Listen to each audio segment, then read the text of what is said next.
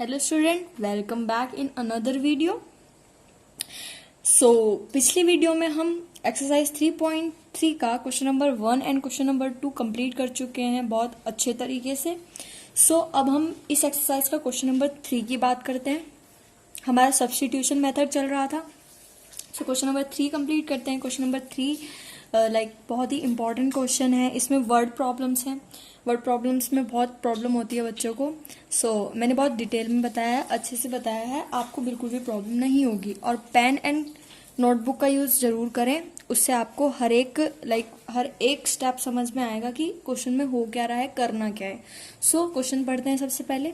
From the pair of linear equations for the following problems and find their solution bye substitution method. उन्होंने mention कर दिया substitution method, क्योंकि वही चल रहा है हमारा इस एक्सरसाइज में।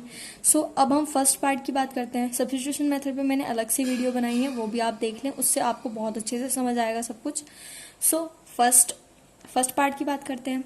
फर्स्ट पार्ट है हमारा, the difference between two numbers is 26 and one number is 3 times the other, find them. इसने कहा कि दो नंबर हैं जिनमें कुछ रिलेशनशिप बताए हैं इसने।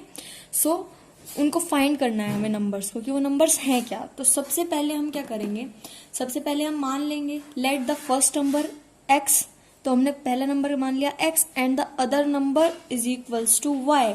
हमने जो दूसरा नंबर माना वो हमने y मान लिया। अब अकॉर्डिंग टू क्वेश्चन बात करते हैं। क्वेश्चन के अकॉर्डिंग बात करते हैं। क्वेश्चन क्या रहा है, उसने कहा the difference between two numbers is 26 and one number is 3 times the other. सबसे पहले हम इसे लिखेंगे इसमें, क्योंकि उसने कहा कि एक नंबर जो है वो 3 टाइम्स है दूसरे के, तो डिफरेंस उसी अकॉर्डिंग लिखेंगे। सबसे पहले मैंने मान लिया कि x जो है 3 टाइम्स है y के। पहले मैंने पढ़ा कि 3 टाइम्स है अदर नंबर, किसी पहले नंबर दूसरे नंबर के 3 टाइम्स है, तो मैंने मान लिया कि x है हमारा 3 टाइम्स y के।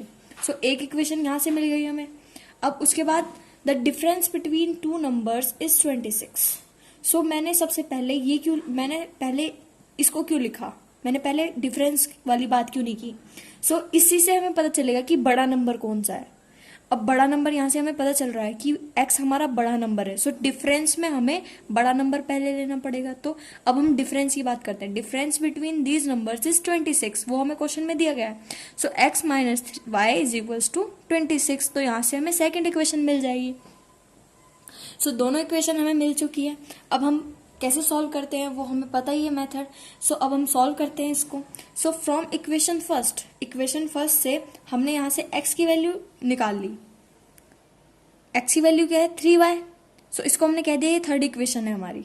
नाउ अब हम क्या कर रहे हैं, सब्स्टिट्यूटिंग दिस इन इक्वेशन 2। जो हमारी इक्वेशन 2 थी उसमें हम x की वैल्यू पुट कर रहे हैं in terms of y। x minus y equal to 26 हमारी सेकेंड इक्वेशन थी, तो उसमें हमने x की वैल्यू पुट कर दी 3y, माइनस वाई हमारे पास था ही पहले से, इक्वल्स टू 26। तो यहाँ से हमें क्या मिला, 2y is equals to 26 and y की वैल्यू क्या मिली, यहाँ से y की वैल्यू हमें मिली 13। y की वैल्यू हमें क्या मिली यहाँ से, y इज इक्वल्स टू 13 मिला। अब हमें y तो मिल गया। अब हम x की बात करते हैं कि अब हमें x फाइंड आउट करना है। अब x फाइंड आउट करते y हमारा 13 आया था। Now substituting y is equal to 13 in equation third. तो जो हमें इक्वेशन थर्ड हमने मानी थी, अब उसमें हम y की वैल्यू पुट करेंगे तो हमें वहां से x की वैल्यू मिल जाएगी। ये हमारी थर्ड इक्वेशन थी जो हमने मानी थी, x is equal to 3y। इसमें हमने क्या किया, y की वैल्यू पुट कर दी 13। यहाँ से हमें x की वैल्यू मिल गई, x की वैल्यू मिल गई। तो अब क्या है, हेंस द नंबर्स आर, ये लिखेंगे कि hence the numbers are x is equal to 39 and y is equal to 13। x हमारा 39 आया एंड y हमारा 13 आया। तो पूरे जितने भी उन्होंने अकॉर्डिंग क्वेश्चन में इंफॉर्मेशन दी थी उससे हमने इक्वेशन बनाई। फिर इक्वेशन बनाने के बाद हमने उसे सब्स्टिट्यूशन मेथड से सॉल्व किया। इस तरीके से हमें सॉल्व करना है। अब हम सेकंड पार्ट की बात करते हैं। ये हमारा फर्स्ट पार्ट था। सेकंड पार्ट में क्या कह रहा है, सेकंड पार्ट में देख लेते हैं। सेकंड पार्ट में उसने कहा the larger of 2 supplementary angles की बात कर रहा है, exceeds the smaller by 18, find them. उसने कहा दो एंगल हैं, सप्लीमेंट्री एंगल है। सप्लीमेंट्री एंगल का सम होता है हमारा, कोई एंगल ए है प्लस एंगल बी है, दो ही एंगल की बात की उसने, सप्लीमेंट्री एंगल कहा, तो सप्लीमेंट्री एंगल का सम हमारा होता है 180 डिग्री। ये लाइक छोटी सी इंफॉर्मेशन है और नोट है इस क्वेश्चन के बारे में कि जितने भी एंगल होते हैं सप्लीमेंट्री उनका सम होता है हमारा 180 डिग्री। सो सबसे पहले हमें क्या करना है, एंगल मान लेंगे हम। तो सबसे पहले हम एंगल मान लेते हैं, let the larger angle is equal to x degree. तो लार्जर एंगल हमने एक्स डिग्री मान लिया and the smaller angle y degree. So smaller angle हमने वाई डिग्री मान लिया। We know that the sum of the measure of the angle of supplementary pair is always 180 degree. वही जो मैंने आपको बताया वही मैंने यहाँ पे लिखा लैंग्वेज में, आपको ऐसे ही लिखना है तभी आपको बोर्ड्स में पूरे मार्क्स मिलेंगे। सो अब हम क्या करेंगे हमें पता है कि x plus y is equal to 180 degree होगा, मतलब x degree y degree is equal to 180 degree, क्योंकि जो हमारा एंगल है x एंड एंगल y है उसका सम 180 डिग्री होगा। तो ये हमारी फर्स्ट इक्वेशन हो गई। फर्स्ट इक्वेशन क्या हो गई, x plus y is equal to 180 degree, उनका सम सप्लीमेंट्री एंगल का सम हमारा 180 डिग्री होता है। तो ये फर्स्ट इक्वेशन है हमारी। Now second equation according to question उसने क्या कहा, angle exceeds the sum smaller by 18 degree. So 18 degree exceed मतलब उसका डिफरेंस की बात कर रहा है वो, उसकी डिफरेंस की बात कर रहा है वो। सो हमें अगली इक्वेशन इसी से मिलेगी। सो उसने कह दिया exceed by 18 degree. So x minus y is equal to 18। तो यहाँ से हमें डिफरेंस लिख लेंगे, x minus y is equal to 18। तो यहाँ से हमें सेकंड इक्वेशन मिल गई। सो सेकंड इक्वेशन मिलने के बाद अब हमें ऐसे ही सॉल्व करना है जैसे हम हर क्वेश्चन में करते थे। नाउ फ्रॉम इक्वेशन फर्स्ट ले लेते हैं। x plus y is equal to 180 degree थी जो हमारी। So x plus y is equal to 180 degree. Now x यहाँ से क्या आया हमारा 180 minus y, 180 degree minus y. तो यहाँ से हमने x की वैल्यू निकाली, उसको हमने कह दिया कि ये हमारी इक्वेशन थर्ड है। सो इक्वेशन थर्ड है। अब आगे हम कैसे सॉल्व, अब हम क्या करेंगे, substituting the value in equation 2। तो जो हमारी वैल्यू आई x की इक्वेशन थर्ड वो हम अब इक्वेशन 2 में सब्स्टिट्यूट करेंगे। सो इक्वेशन 2 हमारी क्या थी, x minus y is equal to 18। Now x की वैल्यू क्या थी वहां पे, x is equal to 180 minus y. So x की वैल्यू यहाँ पे पुट कर देंगे हम 180 माइनस वाई, देन y हमारे पास ऑलरेडी है equals to 18 degree. Second equation थी। So 180 minus 2y equals to 18 degree, ये हमारा ये था। Now 2y is equals to 2 को हम उधर लेके जाते हैं, 18 को हम इधर लेकर आते हैं। सो 2y हो गया हमारा इज इक्वल्स टू 180 माइनस 18, ये हो गया हमारे पास। नाउ यहाँ से हमें y की वैल्यू मिलेगी। y हमारा कितना आया 81 डिग्री। y हमारा कितना आया 180 डिग्री, y हमारा कितना आया 81 डिग्री। सो यहाँ से हमें y मिल गया। अब y की हेल्प से हमें x भी फाइंड आउट करना है क्योंकि हमारे पास रिलेशन है x एंड y में। So substituting y is equal to 81 degree in equation 3। अब हम इसे इक्वेशन 3 में पुट करेंगे y की वैल्यू जो हमारे पास आई। सो इक्वेशन 3 क्या थी हमारी, इक्वेशन 3 थी हमारी ये x is equal to 180 minus y. अब इसमें हम y की वैल्यू पुट करेंगे, तो हमें x की वैल्यू यहाँ से मिल जाएगी विच इज 99 डिग्री। सो जो हमारा x आया, लार्जर एंगल जो आया हमारा 99 डिग्री आया एंड स्मॉलर एंगल जो आया हमारा वो 81 डिग्री आया। सो इस तरीके से हम फाइंड आउट करेंगे। हमने माना था x एंड y, अब हमने उसको फाइंड आउट भी कर लिया। तो लार्जर एंगल मिल गया एंड स्मॉलर एंगल मिल गया। अब ये हमारा था क्वेश्चन नंबर 3 का पार्ट 2। अब पार्ट 3 की बात करते हैं। अब हम पार्ट 3 की बात करते हैं। पार्ट 3 में क्या कह रहा है, the coach of cricket team buy 7 bats and 6 balls for ₹3,800.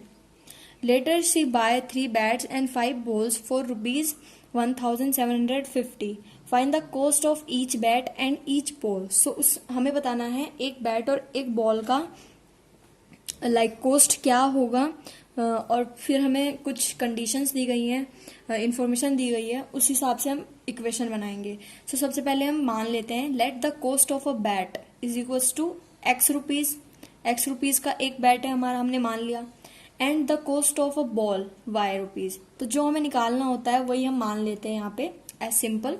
So bat and ball की बात चल रही थी, तो हमने एक बैट की कॉस्ट मान ली ₹X एंड एक बॉल की कॉस्ट मान ली ₹Y। सो अब अकॉर्डिंग टू क्वेश्चन की बात करते हैं। अब क्वेश्चन में क्या कह रहा है, the coach of a cricket team buy 7 bat and 6 ball. उसने 7 तो बैट खरीदे एंड 6 बॉल खरीदी, वो उसे कितने रुपए में दी, 3800 रुपीज में। सो हम अकॉर्डिंग टू क्वेश्चन हमने यहाँ पे लिख लिया कि 7 बैट्स एंड 6 बॉल्स, इस तरीके से हमें आसानी होती है करने में। सो इस तरीके से लिख लेंगे, वो उसने हमें कितने रुपीज में दी, 3800 से 100 में। अब हमने एक बैट की जो कॉस्ट थी वो हमने कितनी मानी थी, x मानी थी। अब 7 की कितनी होगी, 7x, प्लस एक बॉल की कितनी मानी थी, y रुपीज मानी थी, तो 6 बॉल की कितनी होगी कॉस्ट हमारी, 6y is equals to 3800। Total कितने रुपए लिए थे उसने हमसे, इतने। सो ये हमारी फर्स्ट इक्वेशन आ गई, एक कंडीशन पढ़ के हमारी फर्स्ट इक्वेशन आ गई। अब हम वापस क्वेश्चन पढ़ते हैं कि आगे उसने क्या किया। Later she buy 3 bat and 5 ball. अब उसने 3 बैट खरीदे हैं एंड 5 बॉल्स खरीदे हैं, कितने रुपए में, 1750 रुपीज में। सो अब इससे भी हमें एक इक्वेशन जनरेट करनी पड़ेगी। नाउ 3 बैट्स एंड 5 बॉल उसे कितने रुपए में दिए, 1750 रुपीज में। सो एक जो हमारा बैट था वो x रुपीज का था, तो 3 कितने के होंगे, 3x के, प्लस एक जो बॉल थी हमारी y की थी। सो 5 कितनी होगी, 5y is equals to 1750 rupees. Total इतने का था, तो यहाँ से हमें सेकंड इक्वेशन मिल गई। अब फर्स्ट इक्वेशन मिल गई, सेकंड इक्वेशन मिल गई, तो अब हमें क्या करना है, सॉल्व करना है। इसको सॉल्व करके x एंड y की वैल्यू निकालनी है, जो हमें बैट एंड बॉल की कॉस्ट के बारे में बताएगा। सो फ्रॉम इक्वेशन फर्स्ट से बात करते हैं। इक्वेशन फर्स्ट क्या थी हमारी, 7x plus 6y is equals to 3800। वहां से मैंने क्या किया, x की वैल्यू फाइंड आउट कर ली, x की वैल्यू निकाल ली इन टर्म्स ऑफ y। सो इसको मैंने कह दिया ये थर्ड इक्वेशन है मेरी। फर्स्ट इक्वेशन से मैंने सॉल्व आउट करके जो है x की वैल्यू फाइंड आउट कर ली इन टर्म्स ऑफ y, जिसको हमने कहा थर्ड इक्वेशन है। नाउ अब हम आगे सॉल्व कर, आगे हमें क्या करना है, सब्स्टिट्यूटिंग दिस इन इक्वेशन 2, उस वैल्यू को जो हमारी वैल्यू आई x की हमने निकाली है इन टर्म्स ऑफ y, उसको अब हम सेकंड इक्वेशन में पुट करेंगे। तो सेकंड इक्वेशन क्या थी हमारी, ये हमारी सेकंड इक्वेशन थी। अब उसमें हम x की वैल्यू पुट करेंगे जो वहां पे हमें मिली थी। नाउ 3 इंटू x की जो वैल्यू आई थी वो पुट करेंगे, plus y 5y is equals to as it is equals to 1750 as it is. Now अब हम इसको सॉल्व करेंगे। मैंने 3 की मल्टीप्लाई इसके अंदर की, तो मुझे कुछ ऐसी वैल्यू मिली, upon 7 plus 5y is equals to 1750। अब इसको हम एलसीएम लेंगे, 7 है यहाँ पे, इसको एलसीएम लेंगे। जब एलसीएम लेंगे तो नीचे 7 हमारा रहेगा, ये टर्म एज इट इज रहेगी हमारी, एंड 5y इंटू 7, तब हमारा एलसीएम आएगा। सो इस तरीके से हमारा एलसीएम आएगा इज इक्वल्स टू ये हमारा एज इट इज रहेगा। अब हम इसको आगे सॉल्व करेंगे, 7 हम उधर लेके जाएंगे, इधर डिवाइड में है तो उधर मल्टीप्लिकेशन में जाएगा 7 हमारा, तो उसको हम उधर लेके गए। सो अब हमारा इधर क्या बचा, इधर हमारी कुछ टर्म्स बची, दिस एंड दिस। सो ये हमारी कुछ टर्म्स बची और इधर ये बचा। नाउ अब हमें क्या करना है, इसको हम ऐड कर लेते हैं। सो ये हमारा 17y, उधर एज इट इज मल्टीप्लाई करके हमारा कुछ 12,250 आया। नाउ इधर 11,400 प्लस यहाँ पे हमारा क्या बचा, 17y इज इक्वल टू 12,250। सो ये इक्वेशन है। आगे सॉल्व करा हमने, इसको सॉल्व करके यहाँ से हमें y की वैल्यू मिली, y is equal to 850 upon 17, तो यहाँ से हमें y इज इक्वल टू 50 मिला। सो y हमें 50 मिल गया। अब इसकी हेल्प से हमें इक्वेशन इक्वेशन थर्ड में हम इसको पुट करके x की वैल्यू निकालेंगे। सो अब आगे सॉल्व करते, सो अब हम क्या करेंगे, substituting y is equal to 50 in equation third. तो इक्वेशन थर्ड में हम y की वैल्यू जो हमारे पास आई है वो पुट करेंगे। सो इक्वेशन थर्ड क्या थी हमारे पास, ये थी x is equal to 3800 minus 6y upon 7। तो यहाँ पे हम 6 जो y की वैल्यू है हम वहाँ पे 50 पुट करेंगे तो हमें x की वैल्यू मिल जाएगी। सो यहाँ पे हमने 50 पुट कर दिया। 50 पुट करने के बाद हमने सॉल्व किया, उसको सॉल्व करने के बाद हमें x की वैल्यू मिल गई। यहाँ पे x इज इक्वल टू हमारा आया 500। सो अब हमें क्या चाहिए था, hence the cost of 1 bat, एक बैट की कॉस्ट हमने क्या मानी थी, x मानी थी, तो x हमारा कितना आया था 500। सो ₹500, एक बैट की कॉस्ट कितनी है 500। And the cost of a ball, एक बॉल की कॉस्ट हमने मानी थी y, और y हमारी आई थी 50।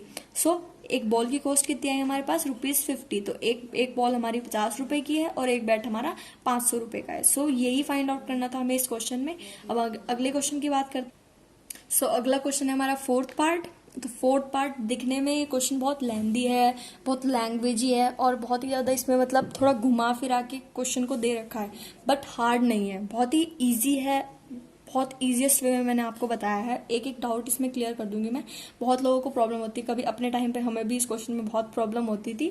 सो उसी तरीके से मैं आपको बताऊंगी कि जिस तरह से मेरे को प्रॉब्लम जहाँ होती थी आपको वहाँ पे प्रॉब्लम ना हो। सो इस वाले क्वेश्चन को पढ़ते हैं। The taxi charges in a city consist of a fixed charge together with the charge for the distance covered. So एक टैक्सी है, वो ट्रेवल करने के लिए जो हमसे चार्ज लेती है, वो एक तो उसका फिक्स चार्ज है, जो चार्ज लगेगा ही लगेगा, और एक जो चार्ज है उसका डिस्टेंस के अकॉर्डिंग कि कितने डिस्टेंस पे उसने तुम्हें छोड़ा। तो दो चार्जेस ले रही है वो हमसे, एक फिक्स चार्ज ले रही है और एक हमसे ले रही है डिस्टेंस के अकॉर्डिंग चार्ज।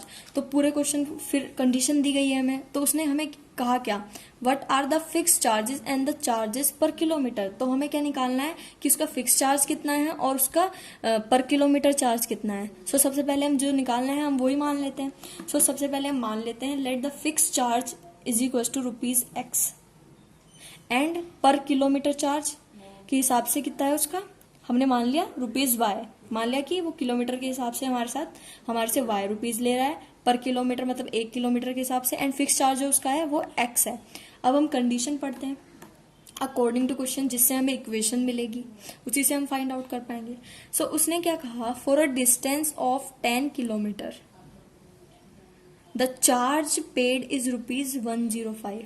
10 किलोमीटर जाने के लिए उसने हमसे कितने रुपए लिए, 105 रुपए। सो वही होगा। सबसे पहले उसने हमें क्या कहा था, जो फिक्स चार्ज है वो तो उसका है ही है, जो फिक्स चार्ज है वो तो लगेगा, चाहे तुम 1 किलोमीटर जाते हो 2 किलोमीटर जाते हो, जो फिक्स चार्ज है वो तो उसका लगेगा, लेकिन फिर वो जितने किलोमीटर आप जाओगे उसका चार्ज अलग से लगेगा।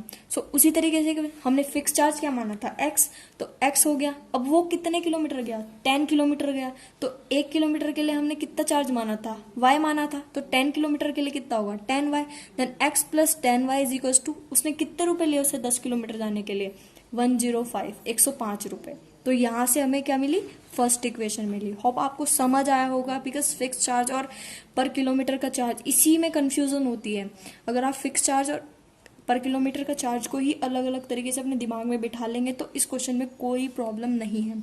सो यहाँ से हमें फर्स्ट इक्वेशन मिल गई। अब हम सेकंड इक्वेशन की बात करते हैं कि वो क्वेश्चन में क्या क्या रहा है। सो उसने कहा and for a journey of 15 kilometre. अब उसने कहा अब 15 किलोमीटर गया मैं, उसने मेरे से लिया है 155 रुपीज। 15 किलोमीटर जाने पे उसने मेरे से लिए 155 रुपीज। अब वही बात है, चार्ज जो फिक्स है हमारा वो तो होगा ही होगा, जो X था, जो फिक्स चार्ज है वो तो होगा ही होगा हमारा, प्लस जो किलोमीटर के हिसाब से चार्ज है वो हमें किलोमीटर के हिसाब से देना पड़ेगा ना। जो मैंने फिक्स चार्ज माना था वो X माना था, तो वो तो होना ही है, प्लस अब वो कितना गया था, 15 किलोमीटर गया था, तो 15 किलोमीटर गया था, तो Y हमारा पर किलोमीटर के हिसाब से तो 15Y हो जाएगा, is equals to 155 rupees total उसने हमसे लिए थे अगर 15 किलोमीटर जा रहे थे हम। तो यहाँ से हमें क्या मिल गया, सेकेंड इक्वेशन मिल गई। तो क्वेश्चन से तो हमें इक्वेशन ही बनानी थी, सॉल्व तो हमें खुद करना पड़ेगा इनको, तो चलो सॉल्व करते हैं। तो अब हम from equation first as it is solve करना है, जैसे हर क्वेश्चन में सॉल्व करते हैं। फ्रॉम इक्वेशन फर्स्ट से मैंने क्या किया, X की वैल्यू निकाल ली। इक्वेशन फर्स्ट से मैंने क्या किया, X की वैल्यू निकाली इन टर्म्स ऑफ Y, तो उसको मैंने कह दिया थर्ड इक्वेशन है मेरी। Now substituting this value in equation 2। अब इस वैल्यू को मैं, X की वैल्यू को मैं इक्वेशन 2 में पुट कर देती हूँ। सो हमारी इक्वेशन 2 क्या थी, इक्वेशन 2 थी हमारी X plus 15Y is equals to 155। So हम यहाँ पे X की वैल्यू जो हमने निकाली थी वो यहाँ पे पुट कर देते हैं। तो वहाँ पे X की वैल्यू हमारी क्या थी, 105 माइनस 10Y। सो ये थी हमारी X की वैल्यू थी, तो X की जगह पुट कर देते हैं 105 minus 10Y plus 15Y is equals to 155 as it is. Now 105 and minus 10Y plus 15Y is equals to 5Y, so plus 5Y is equals to 155। Now इसको solve किया हमने, यहाँ से हमें y की वैल्यू मिली विच इज 10, तो y की value हमारी 10 आई है। नाउ अब आगे क्या करेंगे, substituting this value in equation 3, तो जो y की वैल्यू आई उसको हम इक्वेशन 3 में सॉल्व करेंगे, पुट करेंगे, वहां से सॉल्व करके हमें किसकी वैल्यू मिलेगी, x की वैल्यू मिलेगी। सो जैसे हर क्वेश्चन में मिल रहा था ऐसे इसमें भी मिलेगी। So x is equal to 105 minus 10y, y की वैल्यू 10 है तो 10 पुट कर देंगे यहाँ पे। यहाँ से हमने 10 पुट कर दिया। 10 पुट करने के बाद जो हमें x की वैल्यू मिली वो मिली 5 रुपीज। x की जो वैल्यू मिली हमें वो मिली 5 रुपीज। सो अब क्या होगा, अब हम देखते हैं कि जो हमारा फिक्स चार्ज था वो हमने क्या माना था, x माना था, एंड जो हमारा पर किलोमीटर चार्ज था वो हमने क्या माना था, y माना था। तो y की वैल्यू हमारी कितनी आई थी 10 एंड x की वैल्यू हमारी कितनी आई 5। तो जो हमारा फिक्स चार्ज हुआ वो कितने रुपए हुए, ₹5 तो वो लेगा ही, चाहे तुम 1 किलोमीटर जाओ, 2 किलोमीटर जाओ, 3 किलोमीटर जाओ।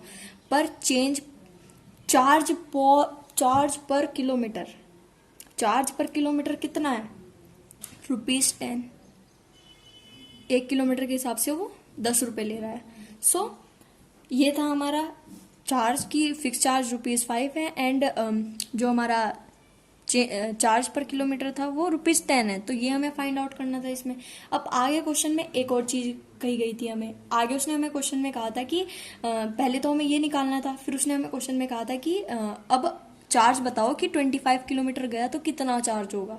सो हमें चार्ज पता चल गया कि कितना चार्ज वो ले रहा है, फिक्स चार्ज क्या है और उसका किलोमीटर के हिसाब से चार्ज क्या है। तो हम 25 किलोमीटर में कितना चार्ज लगेगा वो हम निकाल सकते हैं।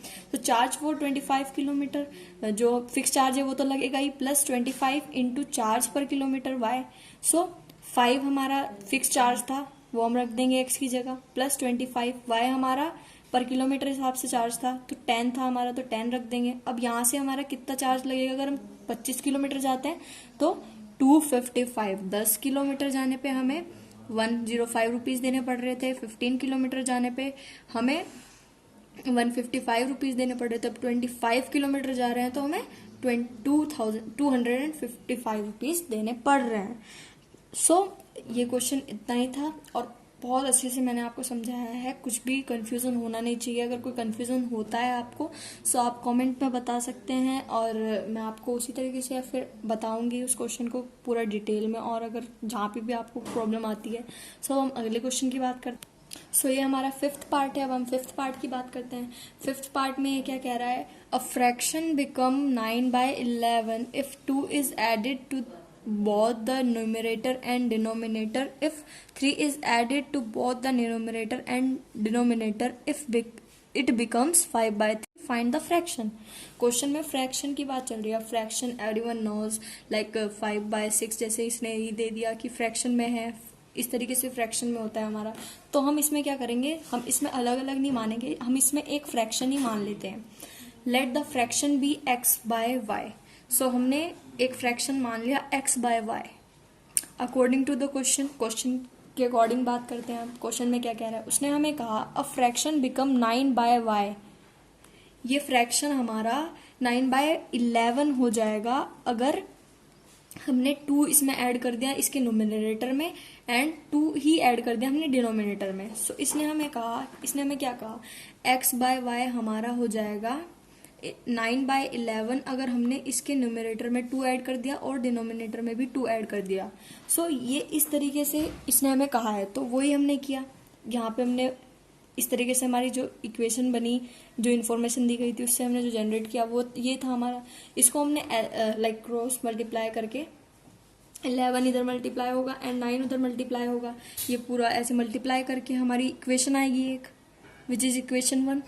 मल्टीप्लाई करने के बाद हमें इक्वेशन 1 मिल गई यहाँ से ना। अब हम वापस क्वेश्चन में देखते हैं कि क्वेश्चन में कहा क्या आ गया उसने, क्योंकि एक इक्वेशन मिल गई। अब एक इक्वेशन से हम 2 वैल्यू कभी फाइंड नहीं कर सकते, 2 अननोन और एक इक्वेशन कभी नहीं हो सकता। हमेशा हमें इक्वेशन ज्यादा होनी चाहिए या 2 ही होनी चाहिए 2 को फाइंड करने के लिए, तभी हम फाइंड आउट कर सकते हैं। तो अब इक्वेशन वापस हम क्वेश्चन में देखते हैं कि उसने क्या कहा, if 3 is added to both the numerator and denominator. अगर 3 ऐड करें तो जो हमारा फ्रैक्शन होगा वो 5/6 हो जाएगा। तो फाइंड द फ्रैक्शन। सो उसने क्या कहा कि अगर हम 3 ऐड करें न्यूमरेटर में भी एंड डिनोमिनेटर में भी, सो हमारा जो फ्रैक्शन होगा वो 5/6 हो जाएगा। तो यहाँ से इसी इंफॉर्मेशन से हमने ये जनरेट किया 3 ऐड कर दिया नोमिनेटर में भी डिनोमिनेटर में भी, और हमारा जो फ्रैक्शन है वो 5/6 आया, वो हमने ऐसे कर दिया। अब इसको भी हम ऐसे मल्टीप्लाई करके पूरा सॉल्व आउट करके हमें यहाँ से इक्वेशन सेकंड मिल जाएगी। तो फर्स्ट इक्वेशन मिल गई हमें, सेकंड इक्वेशन मिल गई हमें। अब हमें क्या करना है, हमें सॉल्व करना है इसे, तो सॉल्व करके ही हमारी वैल्यू आएगी। तो आगे क्या करना है, ये नहीं था, तो हमें क्या करना है, अब हमें आगे फ्रॉम इक्वेशन फर्स्ट, जो हमारी इक्वेशन फर्स्ट थी उसको लेते हैं एज इट इज, जैसे हम हर क्वेश्चन में करते आए हैं। सो फर्स्ट इक्वेशन थी हमारी 11x - 9y = -4, ये हमें फर्स्ट इक्वेशन मिली थी। अब इसमें से हमने क्या किया, x की वैल्यू निकाल ली हमने, x की value in terms of y find out करी, उसको हमने कहा कि ये इक्वेशन थर्ड है हमारी। सो अब आगे क्या करना है, सब्स्टिट्यूटिंग दिस इन इक्वेशन 2। अब हम इस इक्वेशन 2 में पुट करेंगे, जो हमारी x की वैल्यू आई वहां से हमें y की वैल्यू मिलेगी। सो इक्वेशन सेकंड क्या थी, 6x - 5y = -3, जो हमारी सॉल्व आउट करने के बाद आई थी। नाउ अब हम 6x की वैल्यू रखेंगे यहाँ पे, x की वैल्यू क्या आई हमारे पास, ये आई, तो x की वैल्यू यहाँ पे पुट कर दी हमने, -5y = -3। सो ये एज इट इज रहेगा। अब उसके बाद हमने क्या किया, एलसीएम लिया हमने, एलसीएम लेने के बाद हमारी कुछ ऐसा आया, कुछ इस तरीके से इक्वेशन बनी। पूरी इक्वेशन को सॉल्व किया हमने, यहाँ पे हमारा कुछ इस तरीके से आया, -24 - y = -3 × 11। नाउ -24 - y = -33, 11 हमारे इधर मल्टीप्लाई में चला गया, डिवाइड में था मल्टीप्लाई में चला गया। सो यहाँ पे हमारा -33 आया। नाउ हमने क्या किया, इसमें से माइनस कॉमन ले लिया, बिकॉज यहाँ पे भी माइनस था, तो माइनस कॉमन में ले लिया, तो माइनस से माइनस हमारा कैंसिल आउट हो गया। अब क्या किया, y + 24 = 33 था, तो y 24 को उधर लेके चले गए, इधर प्लस में उधर माइनस में। नाउ यहाँ से y की वैल्यू हमें 9 मिल गई, तो 9 हमारी y की वैल्यू आ गई। अब y आ गया तो x भी आ जाएगा। सो इसकी हेल्प से हम अब x फाइंड आउट करेंगे। सो आगे हम क्या करेंगे, नाउ सब्स्टिट्यूटिंग y = 9 इन इक्वेशन 3। अब y हमारा 9 आया था, उसको हम थर्ड इक्वेशन में पुट करते हैं। थर्ड इक्वेशन वो होती है हमारी जिसमें हमने y के टर्म्स में x की वैल्यू निकाली थी। तो अब y आ गया हमारे पास, तो y पुट करेंगे, x हमें मिल जाएगा। सो हमने y पुट किया, यहाँ पे y हमारा 9 आया था, तो 9 × 9 हमने यहाँ पे y पुट कर दिया, y की वैल्यू जो आई थी वो पुट कर दी है। अब यहाँ से सॉल्व करने के बाद हमें क्या मिला, x की वैल्यू मिल गई। सॉल्व करने के बाद हमें x की वैल्यू मिल गई। नाउ जो हमारा रिक्वायर्ड फ्रैक्शन था, required fraction will be x/y = 7/9, क्योंकि हमारी x की वैल्यू आई है 7 एंड y की वैल्यू हमारी आई है 9। तो जो फ्रैक्शन हमने माना था x/y, जो हमने लेट किया था स्टार्टिंग में क्वेश्चन के x/y, अब वो हमारा कंप्लीटली आ गया है 7/9। सो x/y = 7/9, ये हमारा सॉल्यूशन है कि कोई जो फ्रैक्शन था हमारा वो ये था, पूरी इन्फॉर्मेशन दी गई थी, उससे इक्वेशन बना के हमने इस तरीके से सॉल्व आउट किया। अब हम अगले क्वेश्चन की बात करते हैं। सो अब हम क्वेश्चन नंबर 6 की बात करते हैं, जो इसका 6th पार्ट है उसकी बात करते हैं। तो इसमें क्या कहा गया है, 5 years hence the age of Jacob, कोई जैकब है उसकी एज की बात कर रहे हैं, will be 3 times that of his son, find 5 years ago Jacob's age was 7 times that of his son, what are their present age। Present age निकालनी है, एज निकालनी है, तो जो निकालना है वो मान लो विदाउट एनी हेजिटेशन, जो निकालना है वो मान लो। तो हमें निकालना है let the age of Jacob, present age, the present age, जो भी की एज है उसकी, let the present age of Jacob is x, हमने x मान ली, and the present age of his son, present age of his son, वो हमने y मान ली, क्योंकि हमें उन दोनों की एज बतानी है। अब क्वेश्चन क्या कह रहा है, अकॉर्डिंग टू क्वेश्चन में उसने कहा 5 years hence, 5 साल आगे, the age of Jacob will be 3 times that of his son. तो क्वेश्चन में उसने कुछ ऐसा कहा, जब 5 years hence मतलब 5 साल आगे की बात कर रहे थे, तो उनकी एज क्या हो जाएगी, एज ऑफ जैकब हो जाएगी x + 5, क्योंकि 5 साल और आगे की बात कर रहा है वो। एज ऑफ हिज सन हो जाएगी y + 5, क्योंकि प्रेजेंट एज मैंने x एंड y मानी है। सो जो 5 साल बाद उनकी एज होगी वो x + 5 एंड y + 5 हो जाएगी। नाउ उसने क्वेश्चन में कहा है कि age of Jacob is equals to 3 × age of son, उसके सन के 3 गुना हो जाएगी उसकी एज, जब 5 साल बाद की बात कर रहा है वो। तो जैकब की एज क्या है 5 साल बाद, x प्लस 5 है इज इक्वल टू उसके सन की एज क्या है y प्लस 5 है, तो 3 मल्टीप्लाई y प्लस 5। तो यहाँ से हमें एक इक्वेशन मिल गई सॉल्व करके, इसको सॉल्व करके एक इक्वेशन मिल गई हमें। सबसे मेनली इंपॉर्टेंट जो है इक्वेशन फाइंड आउट करना, किसी भी हमें क्वेश्चन में वर्ड प्रॉब्लम में दिया होगा उस वर्ड प्रॉब्लम को बहुत ही डीपली बहुत अच्छे से समझो कि वो कहना क्या चाह रहा है, तो बहुत आसानी से हमें पता चल जाता है कि वो कह क्या रहा है। सो यहाँ से हमें फर्स्ट इक्वेशन मिल गई। अब हम सेकंड इक्वेशन की बात करें। सो सेकंड इक्वेशन के लिए उसने क्या कहा, सेकंड इक्वेशन के लिए उसने कहा कि अगेन 5 ईयर अगो, अब वो 5 साल पीछे की बात कर रहा है, 5 साल पीछे की बात कर रहा है, तो उनकी एज तब क्या होगी, प्रेजेंट एज हमने एक्स एंड वाई मानी थी दोनों की। सो 5 साल पहले उसकी एज क्या रही होगी, age of Jacob x minus 5 and age of his son y minus 5, तो ये उसकी एज रही होगी। अब उसने क्या कहा क्वेश्चन में कि age of Jacob is equal to 7 into age of his son. पिछले 5 साल पहले जो एज थी जैकोब की वो 7 टाइम्स थी उसके सन के, उसकी सन की जो एज थी उसके 7 टाइम्स थी जैकोब की एज। सो जैकोब की एज तब क्या थी, x minus 5 is equal to 7 into उसके सन की एज जो थी वो रख दिया हमने। अब यहाँ से हमें एक इक्वेशन जनरेट हुई, यहाँ से एक इक्वेशन जनरेट होने के बाद हमें सेकंड इक्वेशन मिल गई। तो फर्स्ट इक्वेशन मिल गई, सेकंड इक्वेशन मिल गई, अब क्या करना है, सॉल्व आउट करना है, सिंपल है बिल्कुल। सो अब फ्रॉम इक्वेशन फर्स्ट मान लेते हैं, इक्वेशन फर्स्ट थी हमारी x minus 3 y is equal to 10, ये हमारी इक्वेशन फर्स्ट थी। इससे हमने क्या किया, x की वैल्यू निकाल ली, 3 को हम उधर लेके चले गए, यहाँ से हमने x की वैल्यू निकाल ली। अब x की वैल्यू हमने क्या करना है, substitute this value in equation 2। अब इक्वेशन 2 में हम इस वैल्यू को सब्स्टिट्यूट करेंगे x की, तो हमारी इक्वेशन 2 क्या आई थी, x minus 7 y is equal to minus of 30। So minus of 30 हमारी इक्वेशन आई थी, x minus 7 y is equal to minus of 30। अब यहाँ पे हमें x की वैल्यू पुट करनी है, जो हमने x की वैल्यू फाइंड आउट करी है in terms of y। So यहाँ पे हमने x की वैल्यू पुट कर दी 10 plus 3 y minus 7 as it is equal to minus 30 as it is. Now अब हम इसको सॉल्व करेंगे, 10 माइनस दिस इज यहाँ पे बचा minus 4 y is equal to minus 30। So minus 4 y is equal to, अब 10 को हम उधर लेके चले गए, बचा हमारा माइनस 40 हो गया इधर, तो माइनस से माइनस कैंसिल आउट हो गया। यहाँ पे y कितना है हमारा 10, y कितना है हमारा 10। सो अब y आ गया। अब हमें x भी फाइंड आउट करना है, तभी हमें दोनों की एज का पता चल पाएगा कि उनकी एज है क्या।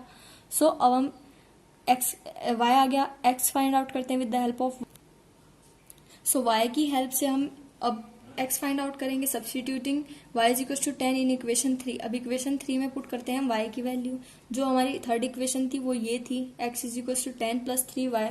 सो x is equal to 10 plus 3y की वैल्यू 10 है, तो वो पुट कर देते हैं, पुट करा तो यहाँ से x की वैल्यू में कितनी मिली 40। सो अब हम क्या बताना था, हमें प्रेजेंट एज बतानी थी जैकोब की एंड उसके सन की। तो हमारी x की वैल्यू आ गई, y की वैल्यू आ गई, सारी कंडीशन को सॉल्व करके। Now present age of Jacob कितनी आई 40, क्योंकि हमने वो कितनी मानी थी x, तो x हमारा कितना आया 40 आया। And age of his son, present age of his son 10 years, उसका बच्चा कितने का है 10 ईयर्स का है, और उसके पापा कितने के हैं 40 ईयर्स के हैं। सो y हमारा आया था 10, तो इसलिए उसके सन की एज होगी 10। सो इस वीडियो में हमने पूरी कंप्लीट कर दी है exercise 3.3 which is very important for boards, and बहुत ही अच्छे से मैंने इसकी रिप्रेजेंटेशन आपको दिखाई है। आप उसी तरीके से इसी सेम लैंग्वेज को वहाँ पे यूज़ करें तो आपको पूरे मार्क्स मिलेंगे। So thank you for watching and subscribe my channel, like the videos, thank you.